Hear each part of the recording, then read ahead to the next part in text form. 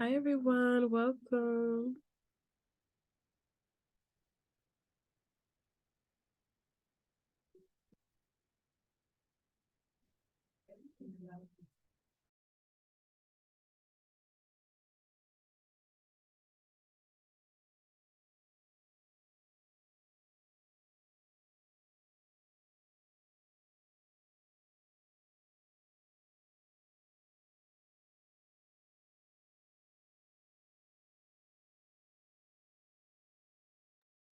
Okay, hi everyone. I'm gonna go ahead and get us started.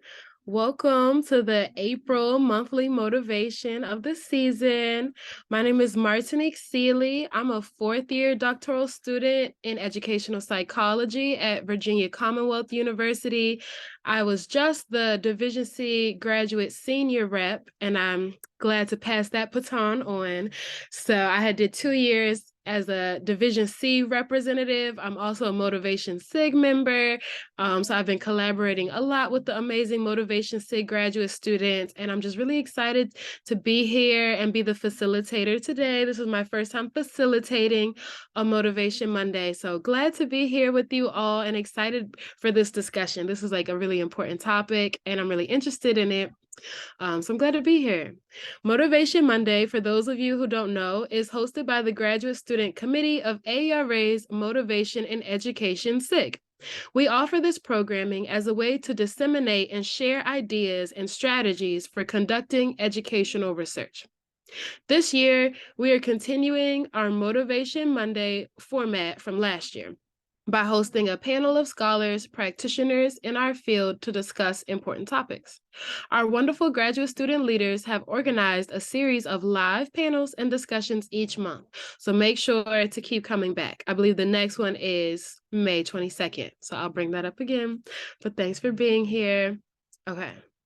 So we would like to take this time to acknowledge that Earth Day took place recently on April 22nd and honor the beginning of environmental movements. I'm not sure if there's any other special holidays. Oh, I know Eid also recently took place as well. We also invite attendees to share any other holidays. Feel free to write in the chat. Yes, on Friday was Eid. So if it's any other holiday celebrations, birthdays, remembrances, or any other events that you would like to recognize, place that in the chat. Okay. So today we have several amazing scholars here to discuss grant writing and funding opportunities. Okay. So I'll kind of introduce each of our panelists. So the first being Dr. Catherine or Katie Munks. This is an assistant professor in the Department of Educational Psychology at the University of Texas at Austin. Her research interests include the impact of social agents, teachers, peers, and parents on students' motivation, students' mindsets and beliefs about challenge, and how social identities shape students' motivational processes. Next is Dr. Chris Wedgemer. He's a postdoctoral researcher at UCLA and serves as a lecturer in the Department of Sociology and the International Institute. Drawing from expectancy value theory, his research examines youth civic motivation using social network analysis and civic storytelling. Chris is currently working with Professor Laura Ray Lake and the ACLU to design and administer a nationwide longitudinal survey of youth civic engagement. Next is Dr. Julissa Muniz. This is a provost early career postdoctoral fellow at the University of Texas at Austin in the Department of Educational Psychology and an affiliate at the Texas Center for Equity Promotion. She earned her PhD in Human Development and Social Policy from Northwestern University. Her dissertation study, titled I Don't Think No Kid Should Be Here, a critical ethnography on identity development, teaching, and learning in the carceral context, explores teaching, learning, and identity development in the carceral context with an interest in understanding how incarcerated students both live and learn while in confinement. Her research explores questions of race and racism, carcerality, power and privilege, race and ethnic identity development, teaching and learning, institutional and organizational logics, and abolition, all at the intersection of the education, criminal, and juvenile legal systems. And last but certainly not least, Corinthia Nicolai, who is a fourth-year doctoral student, soon to be candidate, at Virginia Commonwealth University in the Educational Psychology program. Before coming to VCU, she graduated from community college and then earned a Bachelor of Science in Psychology. While at VCU, she has developed a line of research at the intersection of motivation, belonging, and race and racism and their dynamic interplay. In conducting this work, her primary goal is centering historically marginalized students' experiences. She is the president of the VCU Home Scholars, the senior co-chair for the AERA Motivation SIG Graduate Student Committee. Also, unlike me, I think she's wrapping that up. We did a great job. And the SREB scholar. She has also won travel grants and small grants. I would say grants. She has won travel grants and grants with her research team. Okay, I'm gonna check the chat to see. I don't know if I was able to read everything, but I also would like to put a couple of references there. Okay, someone is placing these references for me. That's fantastic. That's exactly what I was gonna put in the chat. Perfect. Thank you all. Okay, so now that we've kind of introduced each of us, said what everyone's line of research is, the next portion of this will be, we basically will have two sections. First, a discussion with our panelists, and then second, a chance to have your questions answered. So we already have some questions that I'll ask. I can also put those in the chat that I'll ask our facilitators, and feel free to jump in and say your answer as it's ready. Okay. So the first question, what is your process for searching for or looking out for funding opportunities? And I'll put this in the chat.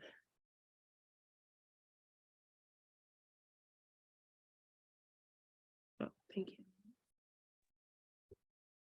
Well, I could go first. Thanks, Ruth. And I appreciate how organized y'all are. This is really amazing, and I think y'all do an awesome job with this. So as far as looking out for grants and funding opportunities, I think it also is worth making a distinction between, I know there's a lot of graduate students here, this is the same course graduate students, so whether it's funding for yourself and your own education versus getting grant for a particular project. And so I think the process is a little bit different for depending on those. And in either case, I think there's in the past, things that I've done is scour all the possible foundations and government websites and things like this. I don't think that often has worked for me. I think the most successful path is through social networks, through talking with mentors, through talking with advisors, and talking with people that I know at different foundations or different organizations that do give grants. So I think the interpersonal connections, I think the importance of those can't be understated. And lastly, I think that there is usually at universities, there's a decent network of internal funding.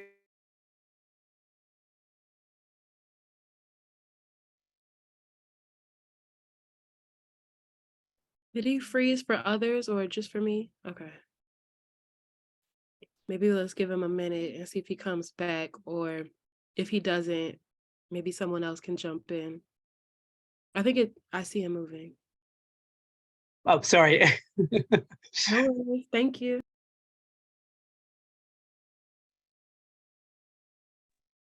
I can go. I can kind of build on what he was saying, and this might actually bleed into the next question that I know you all are going to ask, but for me, they kind of like seem very similar to each other. So in addition to, what Chris has already mentioned, like, I would definitely add, like, at least at Northwestern, we had an office of fellowships that, was staffed with people who do this for a living, right? They're the ones who very broadly know about what different fellowships are going to be available depending on your discipline, depending on what you study. So if your school has something like an office of fellowships, I would definitely say, like, reach out to those folks, even if it's only via email, because they're a wealth of knowledge.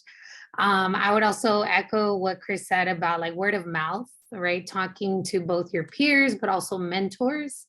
And I think one thing that I would add in addition to that is, I think especially at this point in my life and further into grad school, a skill that I started, or a practice that I started to take up, is looking at people's CVs, particularly if it's a scholar whose career, you, for example, see as a model for your own career, right? So like, what are the things that they've done in their professional development? And I find that I learn a lot through looking at people's CVs, right? Like, at what stage were they applying to particular grants or fellowships or even trainings, right? And paid trainings. So I would say like, keep that as a habit. I would say I do that pretty often, especially if it's someone whose work I'm learning about for the first time. But I always find that I learn about different fellowships or foundations that are out there because, different people have access to different networks, right? So, your network, so you're going to know about those fellowships. So I would definitely say that. And then the one piece of advice I would give with that, which I think Chris also touched on, is applying to internal grants and fellowships. And the reason especially if you're in your first, in your early years of grad school, why those are helpful is that money attracts money, right? So you first need to demonstrate that you know what to do with grant funding. And so for me, right, like those smaller grants that are 2,000, 3,000, 5,000, they're already signaling to a reader that is something, the skill that you're developing. So start with those smaller grants, right? They're also typically, they require less work on your behalf, right? They might be a couple of pages, right? So building up, right? Building that skill set for yourself. So starting internally and then starting to look outward.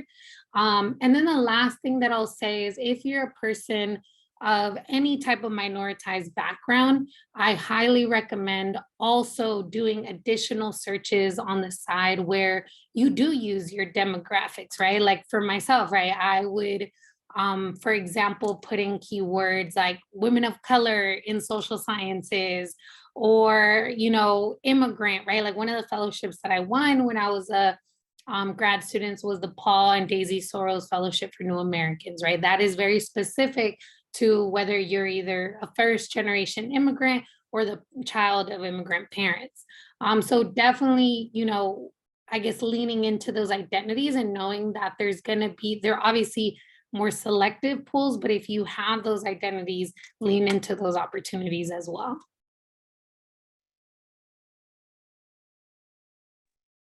I can chime in, and I think I'm just repeating a lot of what has been said as well.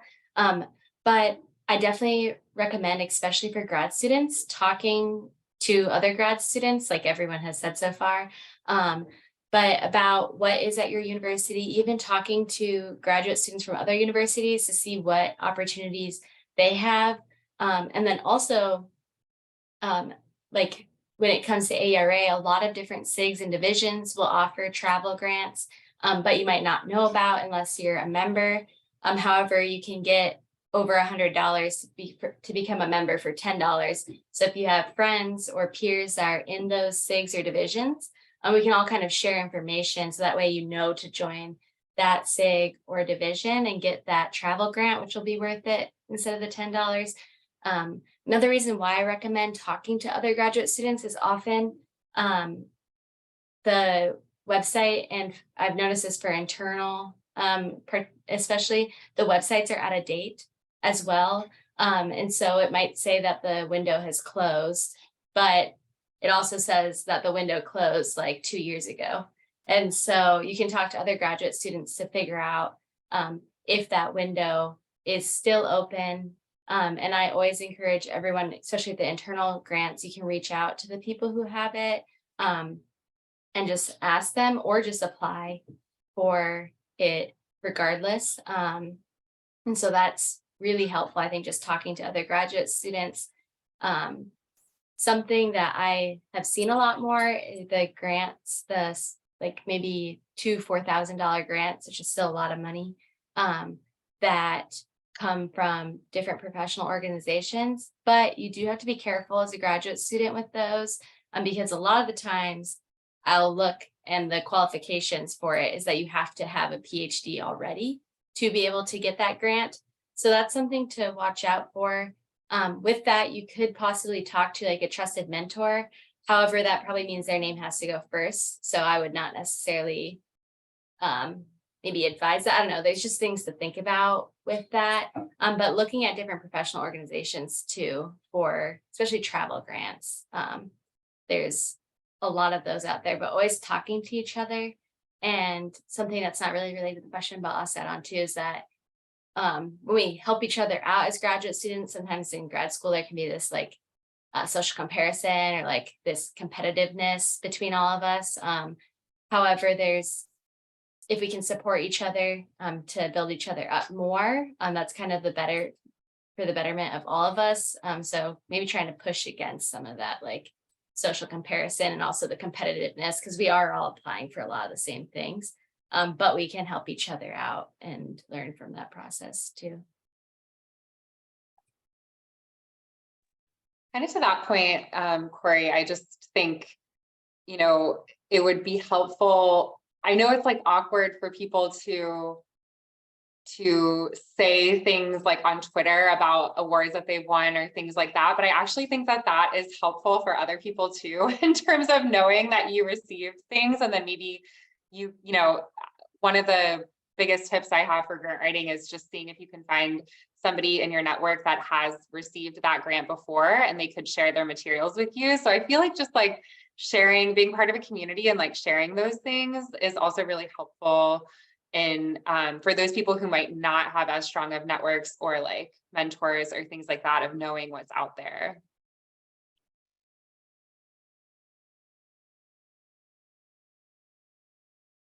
Can I add to that? Because Katie hit on a point that I had written down for, at some point trying to mention. I think perhaps because I've gone fellowships that at times have been catered towards minoritized populations, right? Like Soros. In the past, I've gotten others around that. I think there's nothing wrong with reaching out to people for their materials, but I think how you do it is very important. Like I personally, like if someone reaches out, like saying like, hey, I came across, the fact that you were a recipient of this a couple of years ago. I would love to chat with you, even if it's only like 10, 15 minutes and learn more about your work, versus the other approach is, hey, basically, I don't know you, but can I have your materials? There's always something that's slightly off-putting to me about that, in part because at least for the type of work that I do, right? Like there is a story to why I've come to study what I study, which can at times be very intimate to share with particular people. So there is something that can be jarring about completely like cold emailing someone versus like easing into the approach of wanting to get to know someone, right? And I think also in those situations too, it's also what I also suggest, especially with Soros, is I always recommend like, why don't you send me a draft and I'm willing to give you feedback and then I'll share my materials. Because what I also don't like to do is to stifle someone else's creativity, right? Because once you read someone else's material, you inadvertently are going to get influenced by how they wrote their materials versus like allowing yourself to like first kind of outline things for yourself, right? And of course, there's different types of grants and fellowships. There's going to be some that are way more technical, like Spencer, right? There's a formula to it versus like the Soros Fellowship. So I think thinking about how you're going to ask the person is really important, and maybe talking to others who have done that for guidance as to how they reached out to a person, especially if it's someone that they don't know, that they don't have a relationship to. And also I think just one thing I would add to that is general practice that when someone shares their materials with you, the expectation is that you don't share it forward, or that you ask for their permission before, because unfortunately, right, we live in a world where people's work does get stolen, right? Like their ideas get stolen. So I think there needs to be intentionality with how you reach out to people.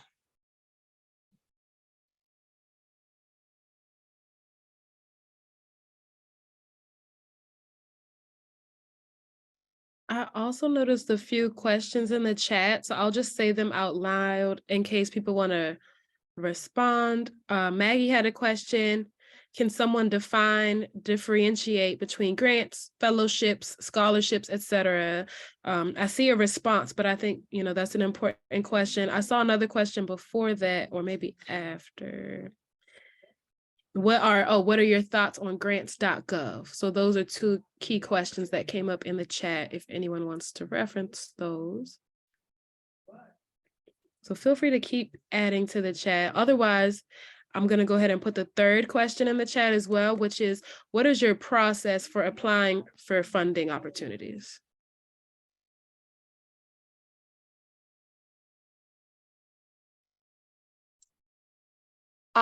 So that's actually a great question about fellowships versus grants. I'm not sure if I know the answer. I just know that some things are called fellowships and some things are called grants. I'll see if other panelists have thoughts on that one. And as far as grants.gov, I think that can work, but again, I think it's helpful to have somewhat of a information about where to look, or kind of, because there's so much information. So like it might be helpful, especially if you're just starting out, to kind of get information from your networks, from other grad students or mentors about what to look for there. But that's just my initial thought there. And then as far as the process for applying, I would say reading very, very carefully that funding information and what they're looking for, what all the different components are. There's so many different types of grants and fellowships that have so many different, there's so much variation in what they want. And some of it is very, very complex and will require a lot of work, and may even require you to work with like your grants office at your university, especially if it's like an external grant. But other grants might not require that. And so I think reading very carefully what they're looking for, and then I would just say using the kind of language that they use in their call in your grant. I think one thing about grants is so important is making it so clear and organized, and kind of that you're meeting all the points that they're looking for is really important. So I would say, just as a start, that would be something I would initially look for as I'm kind of thinking about, once I've decided I'm going to apply, how I might go about starting that process. I echo what Katie was saying on grants.gov, as well as the distinction between grants and fellowships. I think just colloquially, I tend to use fellowship for an individual's funding, like one person's funding for their own position or something. And then grants can be much larger for projects. That's just my own usage. But as far as the process goes for funding, for applying, I also agree that really closely reading the call. And then one of my former mentors suggested using literally using some of the exact same language and refers to like the particular phrases or particular ways they describe things, echoing that in what you write for the applications as well. That seems to have been successful for me at least. And then as far as the process for applying, I think don't hesitate to reach out to the grant officer as well, depending on whether it's a foundation or what agency that is. I think in some foundations, they actually expect people to have a little bit of exchange before applications, especially for bigger grants. And then as long as you reach out and have like a thoughtful dialogue and do your homework and all that kind of stuff before you talk with them. And then as far as the applying goes, I think it's at least in my experience in the several larger grants, it takes a lot of time, and having meeting routine and having a process to do it beforehand, I think is good, since it is such, usually it's a very involved process. So having people to reread, having people to work with, having people to edit, external eyes, I think are all crucial. And I think it's developing expectations of what the process is going to be like is important. I haven't been a part of a big grant yet where we're not just having sleepless nights and just going hard at that, even though we've been working for months or weeks. And then at the last 2 weeks is always really hectic to pull everything together. And then also, as Katie said, that I know here at UCLA, we have to have everything in 2 weeks ahead of time in order to get approved. So just being aware that the internal deadlines sometimes can be restrictive, and that there can be some hoops that you have to jump through at your own institution as well. That's all I can think of at the moment. If I think of anything else, I'll jump back.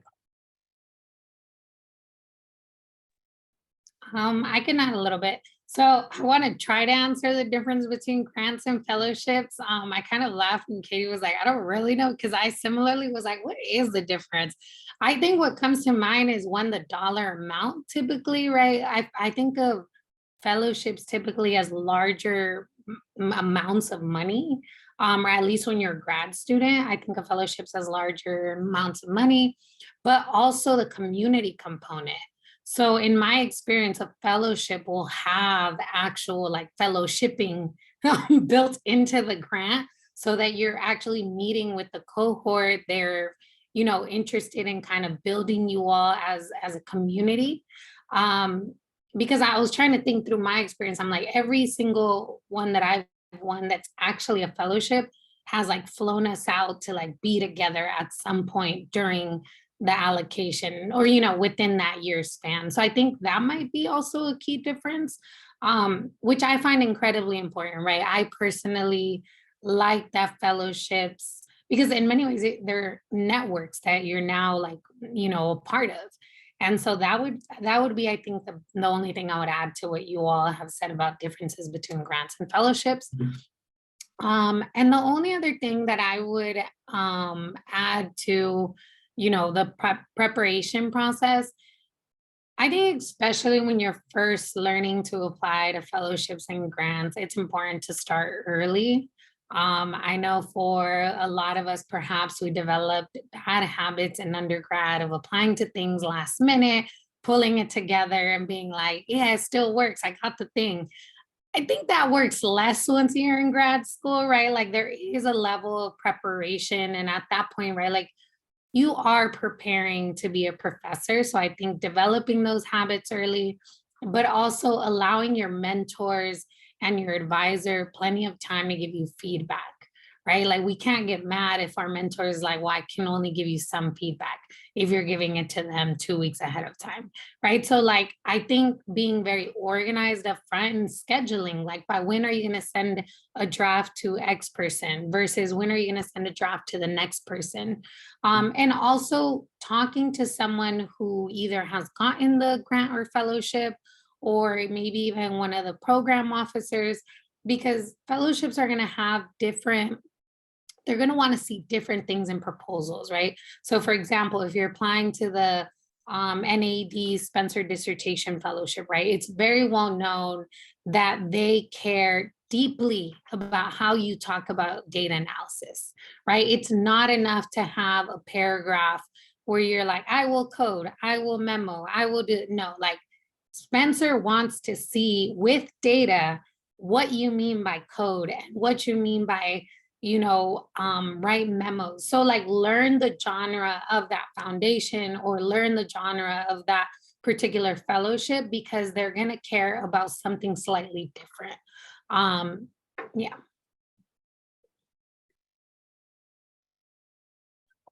I heard that like a few months ago when I applied for the Spencer. So everyone take note of that because it is super competitive and just to kind of normalize it too. I applied for the Spencer. It's a lot of work. Very happy I did it. Did not get it. And it's completely okay. But I think this is already everything that has been said for my process for applying is just looking over really closely what is required, planning that ahead, talking to people ahead of time. Usually you're going to need a letter of recommendation or like letters of references. And so making sure that you give your letter writers plenty of time and sharing everything that you know about what you're applying for with your letter writers with plenty of time ahead. And then also like reminding them too as well. And just reading really closely what that organization values as well and connecting that to when you're applying for those grants. And then, yeah, writing it up and then making sure that you have lots of time for feedback and to get multiple rounds of feedback if possible, and finding mentors that can do that for you. A lot of times I think I've heard other people say this, and now I cannot remember who said it, but the difference between like a funded grant or small grants or whatever is like the difference of getting feedback from someone else because other people can give you a lot of direction on where you're maybe not being as clear. As Dr. Mink said, making sure it's very clear and concise. With some of these grants, there's people that are doing it for free and reading a lot of people's applications. So you just want to make sure that everything is as clear and straightforward and to the point, and that you're making all those connections for people. And that's advice that I've gotten a lot. And so when you've written the grant application, you've done a ton of hard work getting all those ideas together. And honestly, hopefully you'll get a lot of feedback on it, because that means your proposal is getting even more thought out, clear. And so getting a lot of feedback can be a really good thing for that. And so giving yourself time to get that feedback and think through it thoughtfully. But I think just echoing what everyone already said.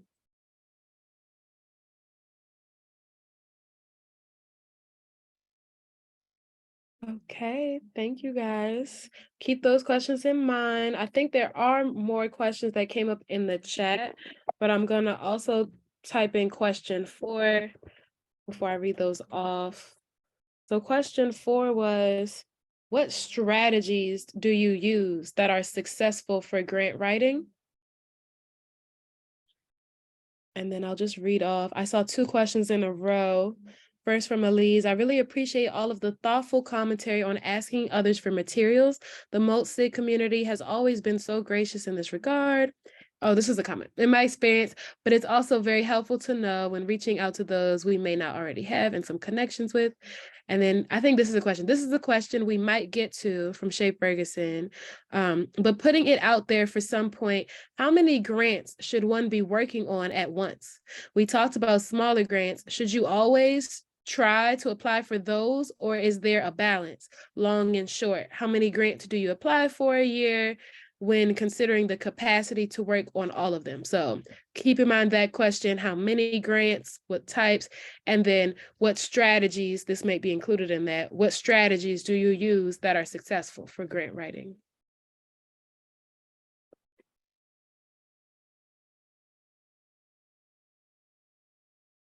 Maybe I can start this time, and these are all definitely things I've just gotten from advice from other people. So big thank you to Allison Cuenca and Sharon Zunbraum for all the feedback they've given me on writing things.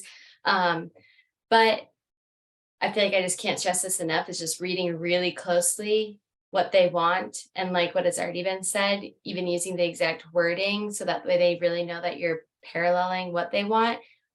Even bolding those statements and how it ties to the grant. I did not ever think to bold things before. And then I got that feedback that you can bold it. So bolding the purpose of your research, bolding your research questions, bolding anything that's really important and that you want to stand out. I had something in my mind and now it's gone, but again, already said this, but really stressing it is getting feedback from people. As you've mentioned, especially if you can get feedback from people that already have that grant. I'm thinking of fellowships too, like Dr. Munoz said, where I had a fellowship. And so I was able to go to where we had those community spaces and really hear from the people that organize those events, what they care deeply about. And so then when I gave feedback on other people's applications for that same fellowship, I could tell them to really stress and highlight these things that I had heard in person. And to that point, going to any info session as well about the grants, you'll just get to hear it, like what they care deeply about. And you'll hear that in person, have the opportunity to ask questions, and it'll just be a lot easier to connect that in your grant, in your application. Because a huge part too, that I think we've said, is making sure that grant that you're applying for really matches with what you're doing. And there's ways too to kind of highlight how what you're doing matches with that grant. So always trying to make sure that you just have an alignment. Another strategy that I think is consistent with getting feedback, but really asking people to take a look and make sure that your line from the beginning of your grant application all the way through is super clear, that there's a clear thread connecting everything. And so nothing's really a surprise. Like you want to lead everyone to where you want them to go. And just making sure it's all connected. I swear there was something else, but it's escaping me right now. So I'll just turn it over to someone else. I'll answer. I want to answer the question around like how many grants should one be working on? How many grants do you apply for a year? So I personally, right, like think that there's those people who are always applying to something. And I would argue that those are the people that also quickly burn out. So I think everything is about balance, right? Like everything comes in seasons and waves, right? Like the reality is like if you're getting grants, you also need to show that you're producing something. So if you're just constantly applying to grants, but you're not taking the time to write, then eventually, you know, fellowships and grants are gonna be like, well, how is our money being used, right? Or like, there's gonna be questions around like, is this person just chasing money? Are they, are they constantly, pushing out grants, but where's the product? What are they doing with that money?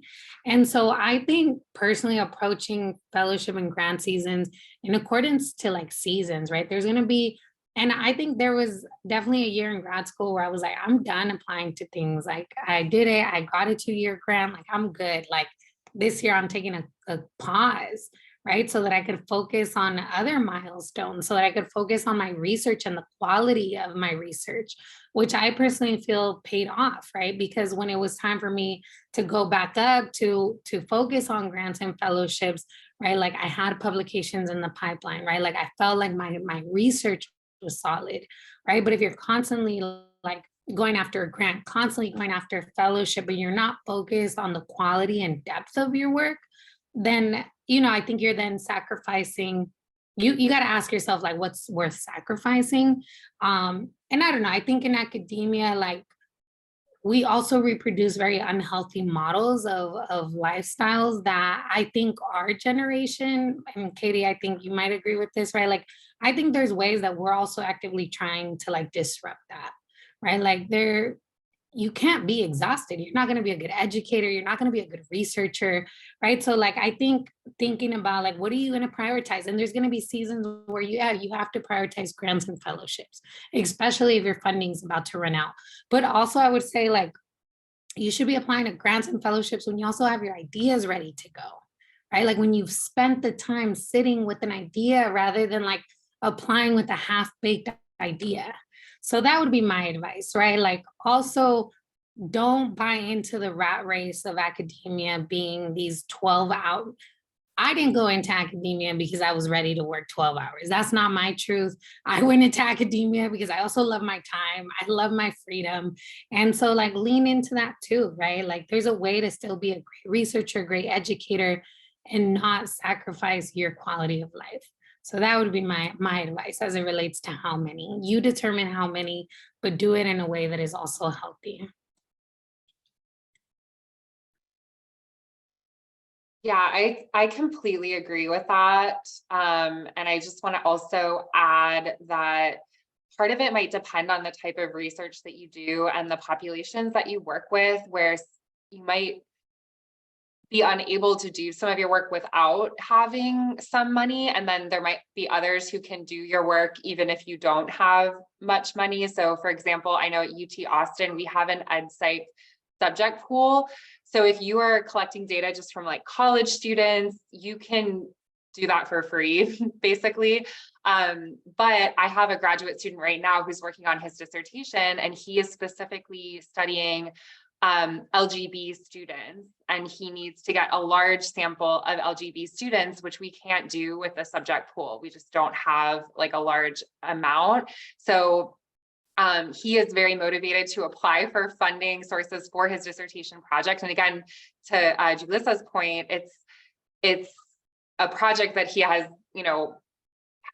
his idea is fully formed and all of this stuff, but I kind of told him as his advisor, like, you really do need funding to do this project because this is a really hard to reach population, and there needs to be some, so he's very motivated right now to apply for, he's applying to a bunch, like he's finding all of these different options and really motivated to do that. But I think that's also due to the situation and the context of like, he needs money to do this work. And so, but if you have data that you're working on and you or you have other options, I think it's really important to have that balance and really make sure that you're, again, doing like good quality work and you're not just like applying to all these grants like a rat race and then not actually, you know, doing the work. So I would just add that. And Shay, just to add to your question real quick about how many to apply to, I think the narrative in my grad program when I was a graduate student is that there is two major points in a grad student's career when the national foundations and national funding for grad students really come up. Is one at the beginning and then one as you're proposing your dissertation. So keeping that broader timeline in mind is good, and that for those times, usually the calls overlap pretty substantially. So if you're working on one, you can work on the other. Like for instance, Ford and the NSF GFRP, the graduate student one for the NSF. Like those, there's a lot of overlap there. So you can apply. It's not that hard, and it doesn't to apply to more than one, and you can still use some of the same content, etc. For the professors that I've worked with, I don't know of anyone that has been the lead author or driving one major grant proposal, more than one major grant proposal at the same time. Maybe there's smaller ones or things like that, but I think it really just depends on personal preference of how often you write grants, et cetera. And then for the question about what strategies you use that are for successful for grant writing, the two things that I'll say that I'll just add to build on the others is if you're writing a grant proposal just for your own fellowship or your own graduate studies or your own project, I think it's different than if you're trying to get a bigger grant funding for a bigger project, maybe like several $100,000, et cetera. And in that latter case, I think it's really important to have a faculty mentor that's well known in the field.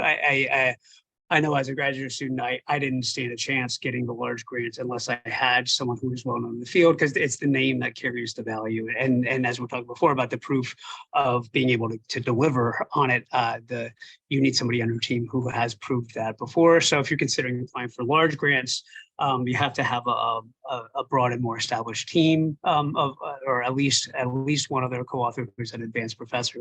And then the last thing I'll say is, I found this advice pretty useful. I know that everybody else, every grant is different, every field is different, every person is different. But one professor that I wrote with grants with, who he was very, very successful at getting grants, and the two pieces of advice that he gave me is that grant proposals have to be engaging in terms of writing. And so he would intentionally, especially in the beginning, minimize use of jargon and write more colloquially. And the trade-off there is you have to balance, you want to sound like you know what you're talking about, but at the same time, making it accessible. And he always leaned towards the accessible side, and that seemed to be very effective. And then the second piece of writing advice he gave is that, especially for the longer grants, when you have to fill maybe 25 pages or lots of content for writing the application, if you see it like an onion, like you're peeling off layers. So the first page is kind of a concise summary and a very catchy, and it's like got a hook. And it's like, so the first page is very like the first layer, and then you go deeper. And then depending on how long it is, you may maybe have two, maybe three layers of where you go through the content and your main arguments. And then the next layer, you go through more deeper and provide a lot more justification. And also, as Corey, I think you said that making sure to maintain a clear, coherent argument throughout the entire thing, which of course applies to directly to the grant call and what the organization is about. All that kind of stuff still applies to. Yeah, that's it. I think also grant writing, compared to just writing for journal articles, you really, like, I know certain grant agencies like NSF has a whole section called broader impacts. They have the intellectual merit and the broader impacts. I think with grant writing, I mean, I hope we're doing this with our journal articles too, but I feel like it's not as important all the time to really emphasize the problem and the kind of larger impacts of your work. I think that is it's just really important to make that very clear and very explicit. And what I find with a lot of students is they actually kind of undersell their work, or they don't really talk about how important it is and what the impacts are and really spell it out, because they might assume that the reader already knows that or something like that. But it's really important to very clearly state what you're doing, why it's so important, and kind of assume that the person reading it doesn't know. Like they don't know, like you can't just say like, we care about student motivation, period. Like you kind of have to say like, why, what is, kind of think deeper and broader of what the impacts of your work are, and really communicate that. And again, depending on the grant that you're applying to and all this, the kind of specific things they're looking for, but a lot of grants are looking for that information really clearly.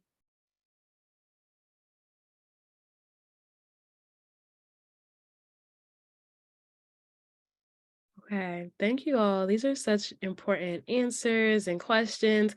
Another key question that came up in the chat, I don't know if anyone has mentioned it so far, but it says international students are ineligible for some funding sources, example NSF. What are some common funding sources that international students can also look into? I did see an answer. I don't see, I think that was the only chat question. So that's regarding international students.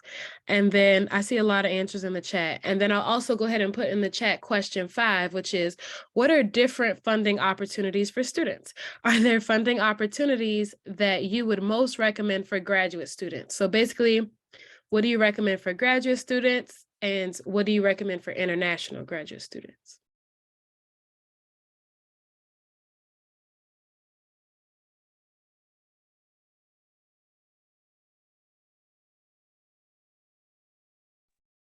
Repeating myself a lot and other people, but I think with graduate students, some of the things I've had more success with, and they're definitely like much smaller and there are a lot of travel grants, but is looking through your university for internal ones. Also, the way that VCU is set up, we have like our school of education, and then there's also a graduate school. And so there's different funding opportunities with those two different like organizations. And then really just talking to other graduate students for looking for those travel grants with different SIGs and divisions with AERA, for example. I know Division C does them, the MOTE SIG does them, Teaching Ed Psych, that SIG does them, I think others do. And some of the SIGs, you have to be a first author on it, but other SIGs you don't have to be. You can either be an author on it, or priority will go to people who are authors. But then if sometimes not that many people apply to them as well, and usually it's as easy as just filling out a Google form, and they'll ask for your name and like an email, and then to just show that you are a member. And I always thought that way more went into those. And then once I started doing it, it's like, wait a minute, this literally takes like 5 seconds to do. And those are ones that I've been pretty successful with, getting a lot of travel grants through the different SIGs. And I think that's like pretty accessible for graduate students. It's just being aware of those different opportunities.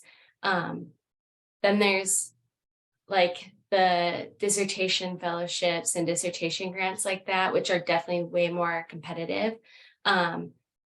There's also the SREB Doctoral Scholars, which is particularly for historically minoritized students. And that is a really good fellowship. I have that one. It's for 3 years. You get a stipend. There's agreement with your institution for them to pay your tuition. And they really just provide more mentorship and professional development. And so if anyone wants to apply to that, I definitely encourage you to, and definitely feel free to reach out to me and I can try and help however. But that one's been really good for me.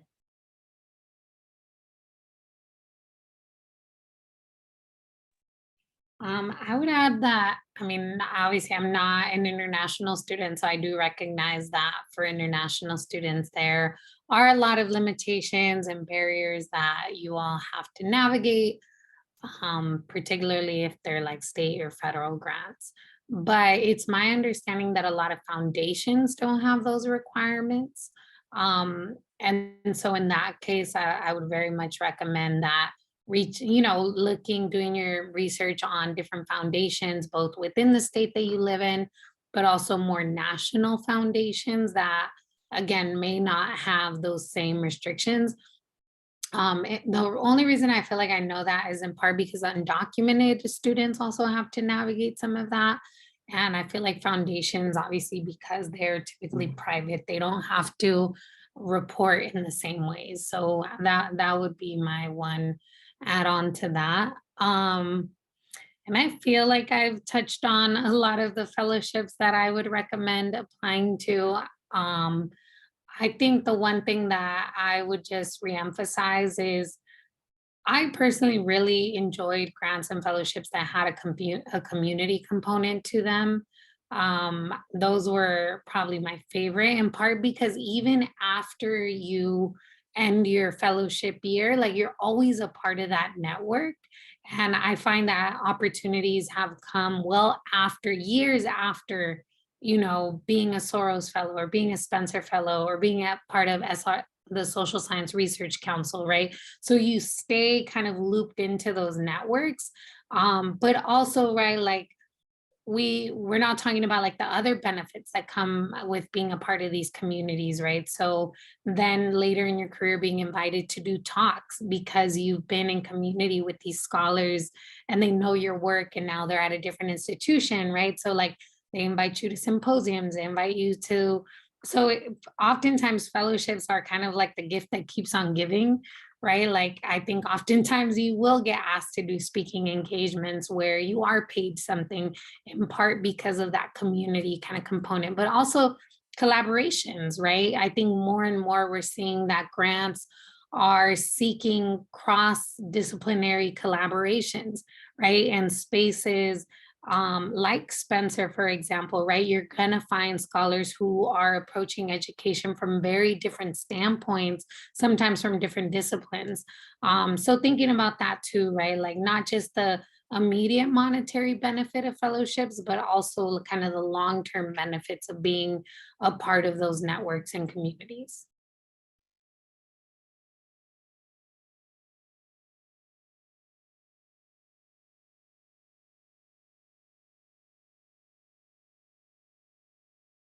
All right.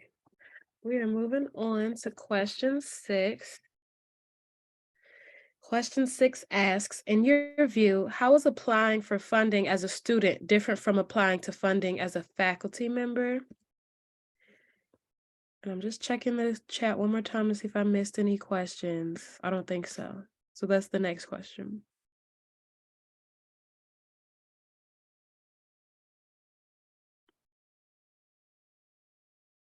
So the question again is, in your view, how is applying for funding as a student different from applying for funding as a faculty member, or maybe even as a postdoc? So I think there are different opportunities available because some grants you do need to have a PhD to be the PI or the principal investigator of the grant, especially like from external large, kind of federally funded sources, as well as some like fellowship or sorry, some foundations where you do. So when you're a faculty member, you have maybe more kind of options of things to apply to. Although even with faculty members, they often recommend you have a more senior person if you're a more junior faculty member, or you at least have people on kind of like you have these advisory boards and things like that.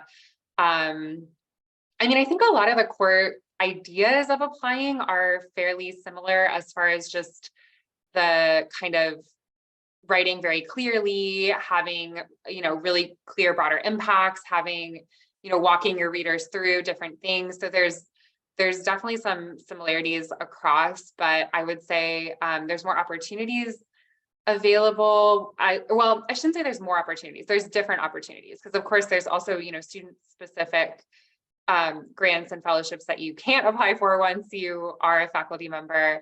But yeah, I mean, I think it's maybe a question of like the scale of what you can apply for without having a more senior mentor, but a lot of the actual, principles of grant writing are actually pretty similar, I think.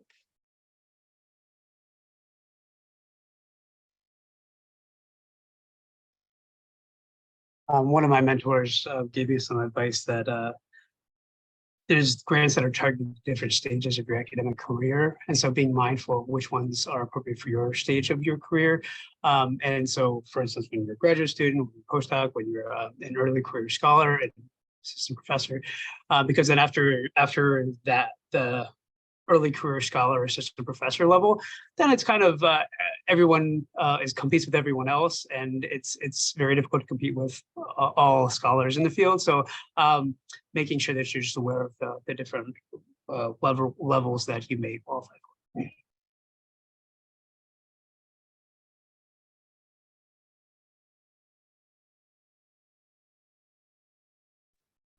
I don't feel like I could totally answer the question, in part because I'm not a faculty member yet, and I'll be starting as a faculty member next year.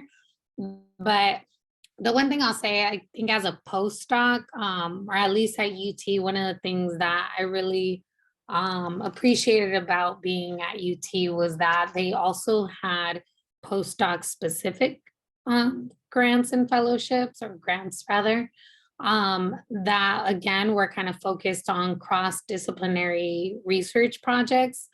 So myself and another postdoc in sociology, for example, applied for that, and we received like 15,000. So again, not like huge amounts of money, but enough to be able to run a pilot study.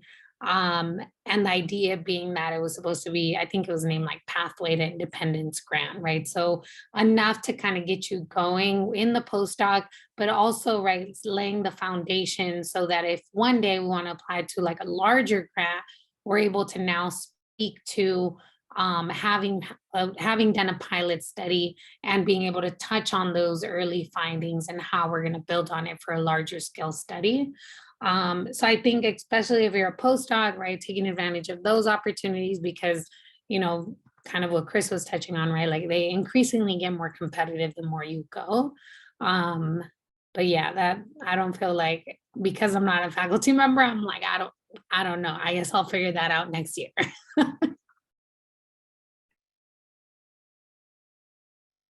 I say full disclosure, I'm pretty sure I wrote this question because I wanted to see what everyone's answers were, because I don't really have a good answer yet either. The only thing I've noticed is like eligibility on things, even things that are like small grants sometimes, that it's small, but like a couple $1,000s, I'll see that you have to have a PhD already to have them. And I've always kind of wondered like why on some of those. So not much to add.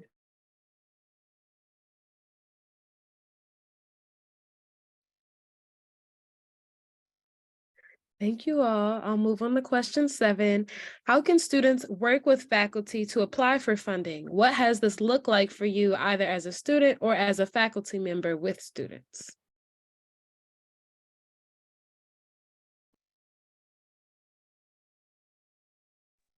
Get started a little bit on this. So I think this depends on your relationship with your advisor.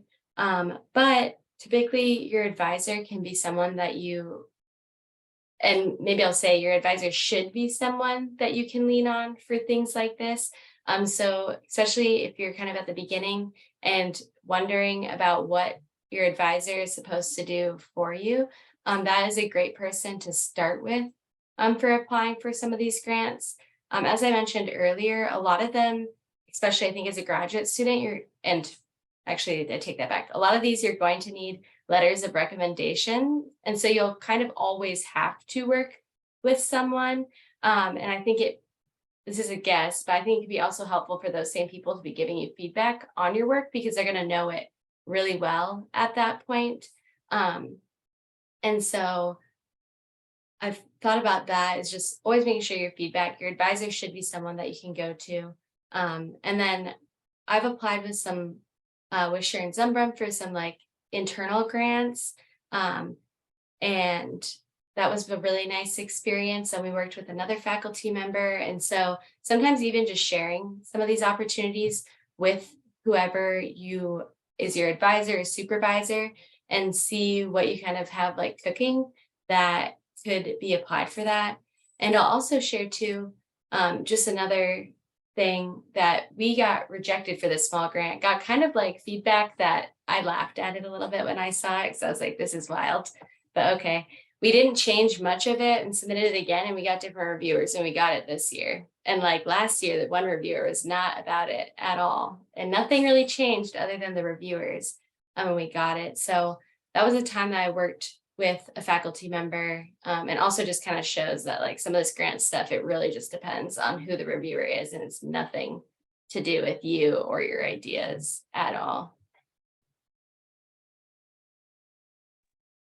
Along those lines too, it reminds me of what my mentors will always say is like, once you submit it, you just let it go and forget about it. Because if you get too personally invested in it, then it can lead to these psychological cycles that are not healthy. So you do your best, and then it's a roll of dice. And even the best that professors write, it really just depends on reviewer selection sometimes and what people see in the tough field. So don't take these things too personally.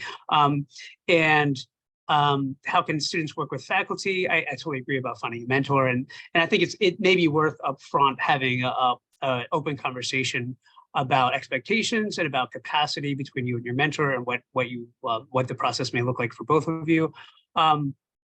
And so I have not been I'm not a faculty member yet, so I don't know what the other side is. But from conversations or from interactions that I've had with my faculty grant writers, the two things that I'll say is one.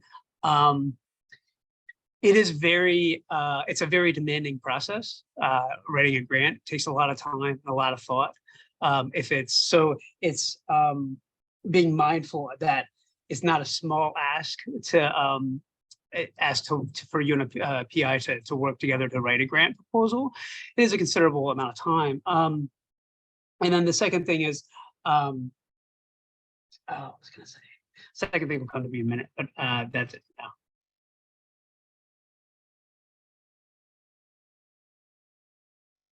Yeah, I also just want to say to Corey's point as well, it is the case that usually with grants, the reviewers are not the same reviewers if you apply multiple years in a row. And this is something that's different from papers at journals where you'll get at least the same editor and typically the same reviewers across multiple rounds of revision. With grant writing, you often don't. So that could be like a blessing and a curse. I guess in Corey's case, it worked out. You got new reviewers and they liked it, and you didn't have to change that much. But I've definitely been in a situation many times where I've submitted a grant that maybe got really good reviews, but didn't get funded. And then we addressed all the reviewer comments, submitted it again, and got totally new reviewers that just hated it. And then it got rejected. And so it is a little bit more idiosyncratic, perhaps, as far as the reviewers that you get, and then, not really being able to have a consistent thread across the same reviewers over time. So it's something to just keep in mind. And again, not taking it personally if you don't get funded or if you don't get the best reviews, because it's kind of a little bit of luck of who your reviewers are, if they like your project. And again, not to say it's all luck, obviously, but I think there is some element of that in academia in general, but especially in grant writing.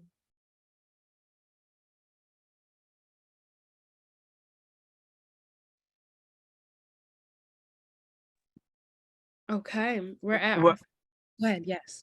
Oh, sorry about that. Just one more point too is that if you're a grad student and you're ending or getting towards the end of your degree, I do recommend looking towards the postdoc fellowships and the postdoc grants. I think that some of those can be really meaningful opportunities. And I know that some of the other panelists have talked a little bit about that already.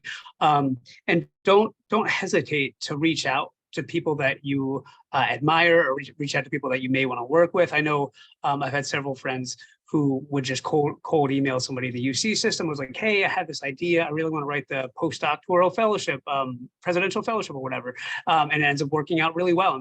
And I think when you do approach, like, don't be afraid to approach scholars with ideas and with wanting to write grants or wanting to talk about writing grants with them. And then also, when you do approach them, it also is helpful to have some ideas ironed out and really have thought about some of the ideas before you invite or initiate those conversations too.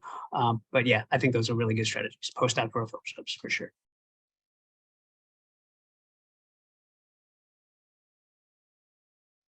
Okay. I was just gonna say we have one more structured question before we move on to anyone asking a question. So feel free to continue to add those questions to the chat.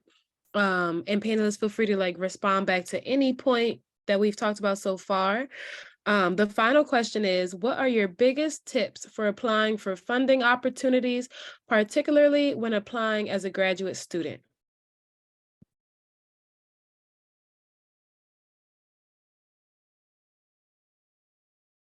Said it a bunch of times, but feedback.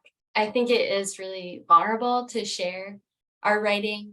I know I was very nervous. I was applying for some things in my first year, and I was so scared to get feedback from my advisors. I think part of that was imposter syndrome too. It's like, oh no, they're going to read my writing and realize they made a mistake and they should not have admitted me to grad school, and they're not going to want to work with me ever again after this. And I was really lucky. Allison Cuenca is an amazing mentor. And she like sat me down and said, she's like, you might be thinking some of this stuff. I was like, oh, that's exactly what I'm thinking. And so it started a really good relationship between the two of us for like getting feedback and sharing my writing, because it is so vulnerable. A lot of times too, some of this stuff, like Dr. Munoz said, you're sharing like your story and like how you're getting to that, which also can be very vulnerable as well. But getting that feedback can really make a huge difference. So I don't know who can do it on their own. And doing it on your own is a lot more painful than it needs to be as well. And so just everyone needs that feedback, and everyone needs help from someone who maybe hasn't been in it as deep as you are. That's something that's really helpful for me, because a lot of times we're working on some of this stuff for like hours on hours and hours for weeks and weeks and weeks. And you get so deep into it, it's really hard to see what's not clear. And so getting that feedback is just really helpful, and everyone needs it.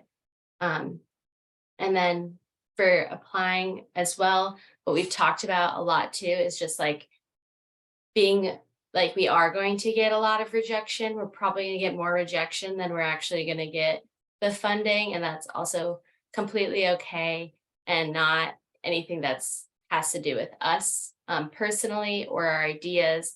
There's a lot that goes into it, and just really being vulnerable in that aspect as well, that you probably are going to get, not probably, you will get lots of rejection, and just kind of like trying to take care of yourself in that way and surround yourself with people that make it okay. I'm really lucky to have which many of you in this room are those people, but have a really great community with other graduate students where it's okay for us all to share this stuff. And so that has definitely made it a lot easier for me in graduate school.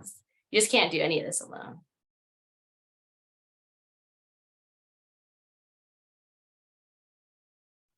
I think my advice would be just keep applying. Honestly, like rejection is a huge part of our profession, not just fellowships and grants. Like we, arguably, like we are a profession that is constantly being evaluated. At every point, we are being evaluated. When you're in front of the classroom, you're evaluated by your students. When you're writing, you're evaluated by reviewers.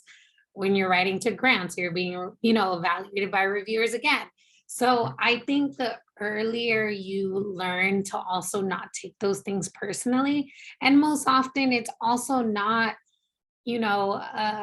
a judgment of the quality of your work, right? I think sometimes things are also out of your hand, right? Like who is in the room that day? Like who is evaluating your grant that day? But also like the socio-political climate also influences what, foundations and fellowships are interested in, right? Like I found that I massively benefited, right, from this point of racial awakening that the US was grappling with in 2020, because all of a sudden everybody cared about racial equity, right? And so for those of us that, do work at the intersections of race and racism, it was like people were throwing money at folks who were doing that work. And so all of a sudden, people who had never thought about race and racism were applying to these things, right? So there are definitely going to be things that are out of your control. You can't, you can't predict. So just keep applying, learn it.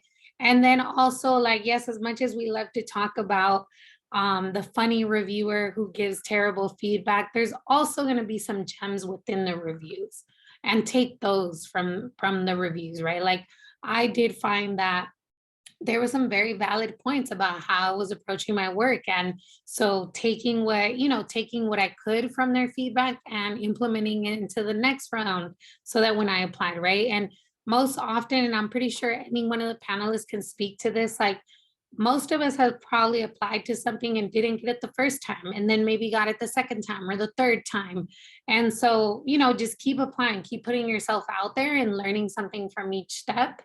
That would probably be my biggest feedback. Just keep going, keep trying.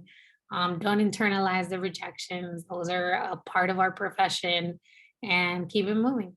And I think the other thing that I'll say is, and partially because it touches on this idea of imposter syndrome, right? And like, I'll share this. So in my first year, I started the application for PD Soros, or Paul and Daisy Soros Fellowship for New Americans. I started it. I wrote there's 2 essays. I wrote the first essay, got to the second essay, and I was like, I'm not gonna get this. I reviewed the candidates who have gotten Soros before, and I'm like, man, these people are impressive.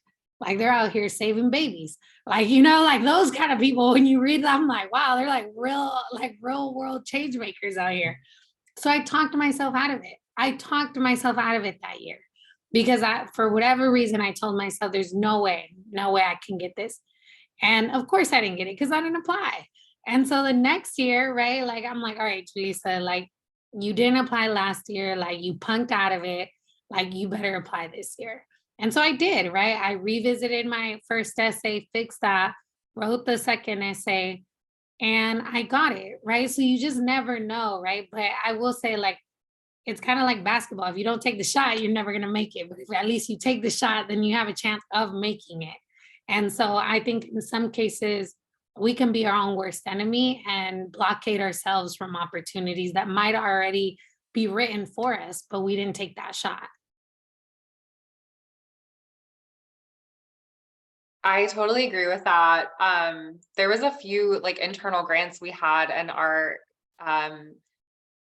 department where only like 2 students applied for it. And then other students were like, oh, I just didn't think I was going to get it. It's like only 2 people applied. Like, sometimes you don't realize, like, even if you think your idea isn't as important or as good as other people's ideas, like, I think, again, especially for things that are not going to take so much time, but that could really, help you out in developing an idea or building on that in the future. Like, a lot of the smaller grants don't require that much work. So just apply, like, you never know.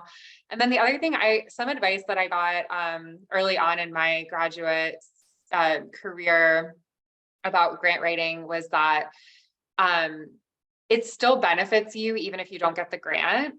That was really helpful because if I'm being honest, I have gotten so many grant rejections in the past 5 years since I've been on the tenure track. I'm about to go up for tenure, and I think I've applied to like I've applied to like 7 or 8 big grants, and I haven't gotten any of them. And I've gotten great reviews and all of that, but I haven't received them. So first of all, that's totally normal. So if you're also like kind of feeling, discouraged, you're not alone. But also, I try to think about the fact that you're still developing your ideas, you're thinking things through, you're thinking about the impacts of your work. All of that is actually really valuable too. So even if you don't get the grant, the process of writing it can be really helpful. Again, I think you want to balance that with other things like writing manuscripts and things like that too. But that has been helpful for me of feeling like it wasn't just a big waste of time that I spent all this time and then didn't end up getting this grant. It's helpful to think about the ways in which it's helped to refine your ideas and the ways the reviewers, sometimes are spot on. They're really helpful, and it's things that you should be thinking about with respect to your work. So that can be really helpful. I think the only thing, I don't want to be redundant and keep repeating things that other my colleagues have said already. The only other thing is just that grant writing is still writing. So any other advice that applies for writing generally applies to grant writing too. Like writing is revising, you just always need to revise. So if you think when you approach your grant writing, if you think more broadly about advice you've received about writing papers or writing other things, then you can draw from that. I think that'd be really productive too. So other than that, I think everybody else said anything that I would say much better than I would say it.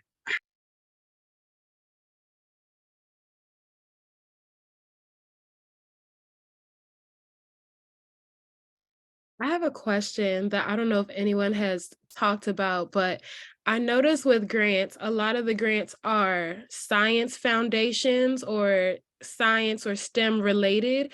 Do you feel that you've had to change your research to fit grants, or, I don't know if my question makes sense, but basically I'm wondering, have your research interests, which are pretty spread out, always able to just kind of perfectly align with grants, or did you bend or change aspects of your research in order to apply for grants?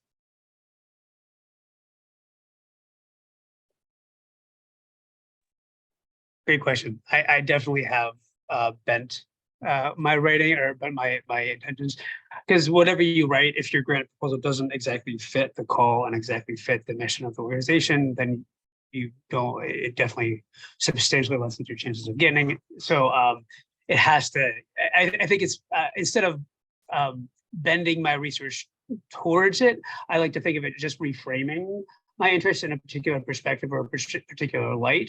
So you don't have to feel that you necessarily have to redo or like recreate everything or do something that you're not interested in at all. But it's more about putting a particular language or spin, maybe not spin, but putting it within a certain language that fits the call and fits the what the organization is looking for.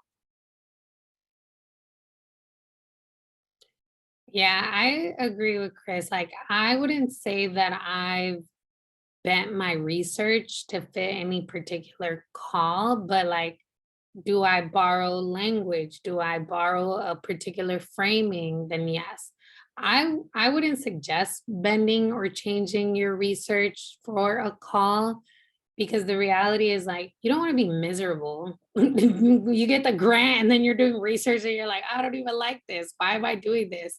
Right. So I mean, stay committed to your values, stay committed to the research that you love, and find the grants that align with the work that you want to do. Right. And if it's not in the science world, right, then kind of explore outside of your discipline.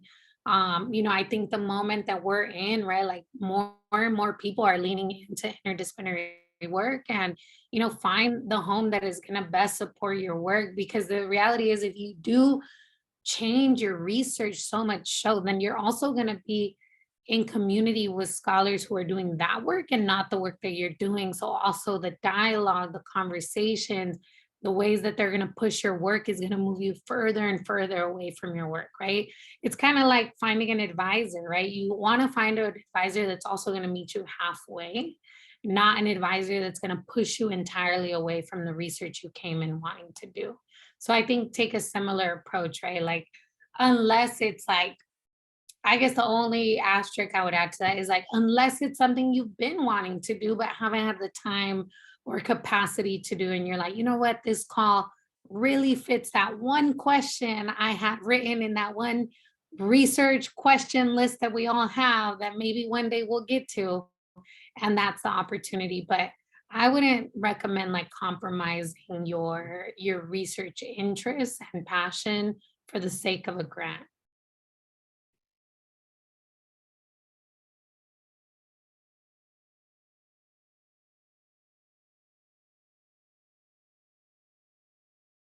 And I will also add, like, I think there's also space to also push the grant reviewers, right? They might not have even thought about the type of work that you're doing, right? Like, for example, when I first started my PhD program, I would oftentimes get asked a lot of questions about how my work was education.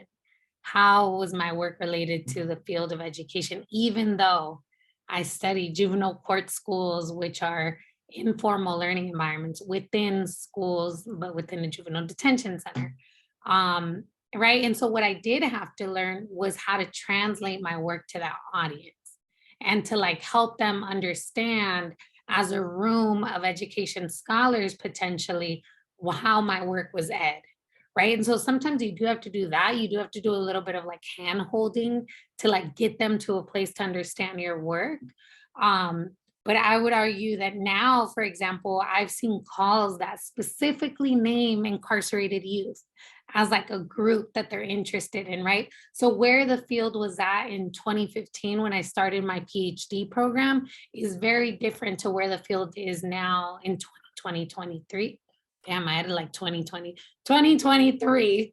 But you know what I mean? So like be also that driver of change, right? Like, because even if you don't get the grant, now that room of reviewers is forced to think about like, dang, we don't think about that population at all within our work. So who knows, maybe further down the line, now you've planted a seed where 8 years later, I'm seeing grants that are more explicitly addressing those populations and those young people's needs, you know, as specifically as it relates to the field of education.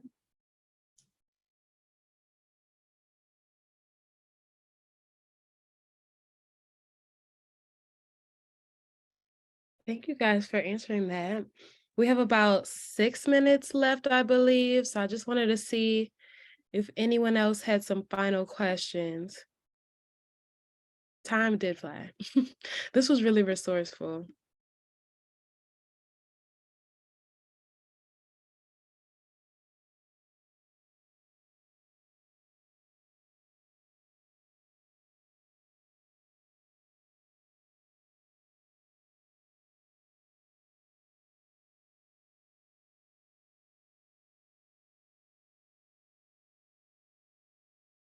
And if it's anything from the panelists that you feel like we have not covered that you want to mention, this would be a good time as well.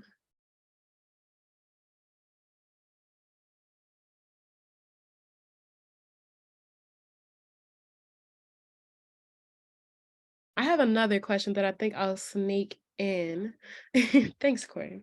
But the question I have is, when you're a faculty, you're applying for grant, is it recommended to get grants on your own? I've also noticed that projects have co-PIs and it may be 2 professors on the grant.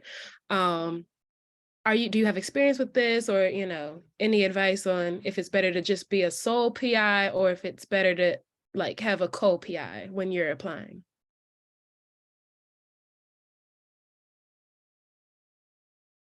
I think it really depends. In my experience, if the grant is targeted towards early career scholars or in particular grad students or postdocs, then I think it could be even advantageous just if you were the PI. In my experience, I have always had professors as co-PIs, and sometimes I would write the vast majority of the proposal, and still I would only be co-PI and another professor be a co-PI, because I think in most cases it is advantageous to have a professor as co-PI. But again, the exception is if you're a grad student applying for like a grad student grant. But that's just my experience. That could be wrong on it too. Yeah, I would say some grants are individual. On like you can't have anyone else on them. And I personally love collaborating and I hate doing things by myself. So some of the grants that you have to do it by yourself, I actually haven't applied for those, and I've instead applied for like others that where I can collaborate.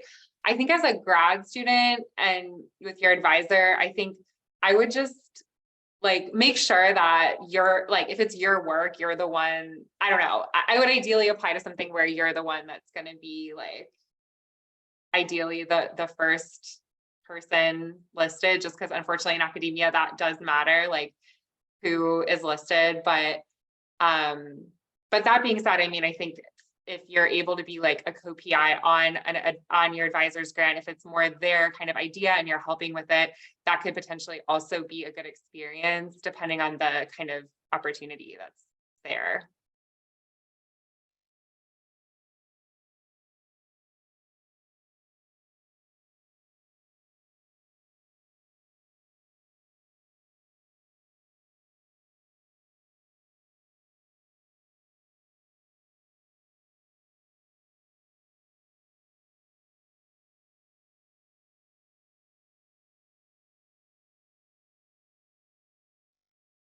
Maybe I'll sneak in one more question.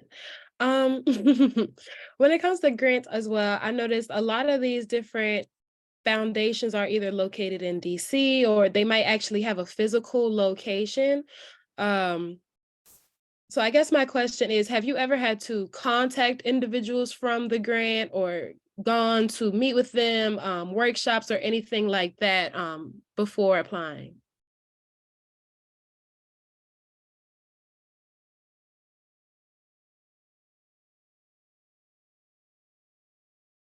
That'll probably be the last question.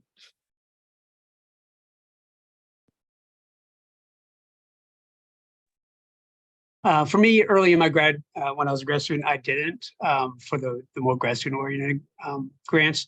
But then ever since I proposed my dissertation and later, I've always exchanged messages. And sometimes I know personally or gotten to know personally the grant officers too.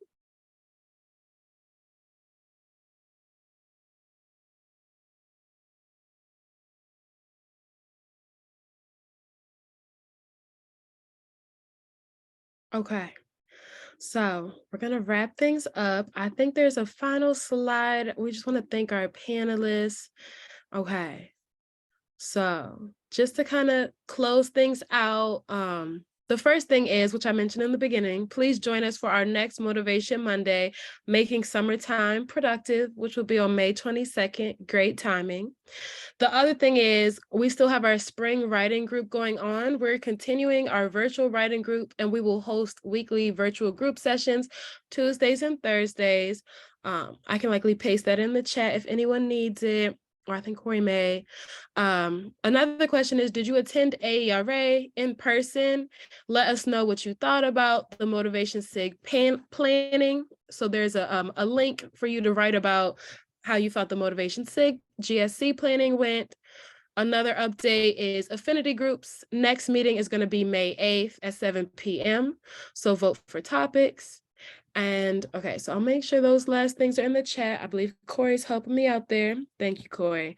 Okay, and last but not least, as we close, I just want to thank our panelists for their insightful and enriching conversation.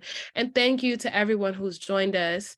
So I just want to give a round of applause to our panelists. Thank you. This was so useful and helpful. Yes, so I hope to see you all soon on May 22nd, and thank you all for being here. Have a great rest of your night.